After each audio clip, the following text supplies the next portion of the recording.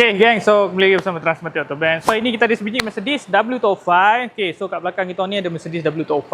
Okay, ini adalah model facelift Okay, kereta ni datang kat kita orang untuk buat major service gearbox sebab customer ni baru keluar daripada service center. Dia cakap tak pernah service gearbox. Dia request kat kita untuk buat service minyak gearbox lah. Okay, untuk pengetahuan korang, model W205 dia ada dua jenis gearbox Dia ada 7 speed punya gearbox dengan 9 speed punya gearbox. Macam mana nak kenal, dia senang je. Basic dia, meter, tengok meter. Okay, kalau meter analog, selalunya dia 7 speed punya gearbox lah. Tapi kalau meter digital, selalunya 9 speed punya gearbox. Okay.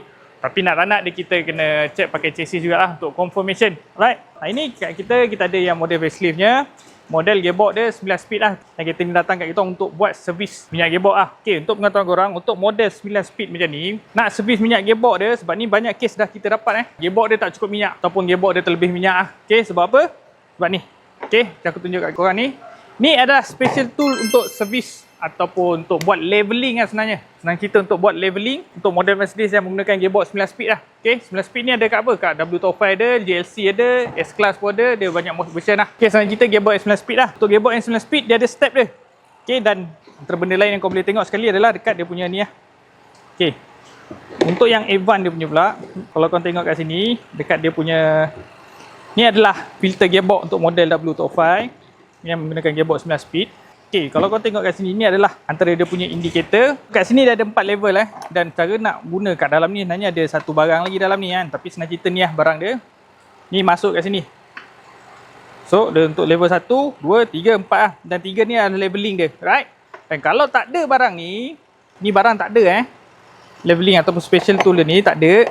Leveling tu tak dapat dibuat dengan betul lah, okay? So, takut kau salah duduk kat 2 ke, kat 3, kat tengah-tengah ke, senang cerita.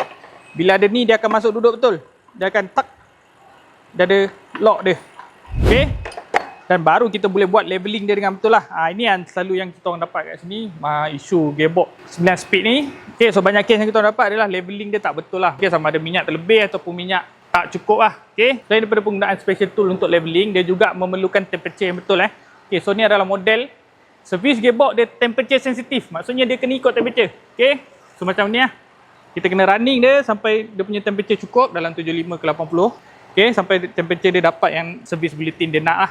Okay, bila dah dapat temperature yang ngam tu, and then baru kita boleh leveling. Okay, dan baru kita akan dapat level yang betul lah.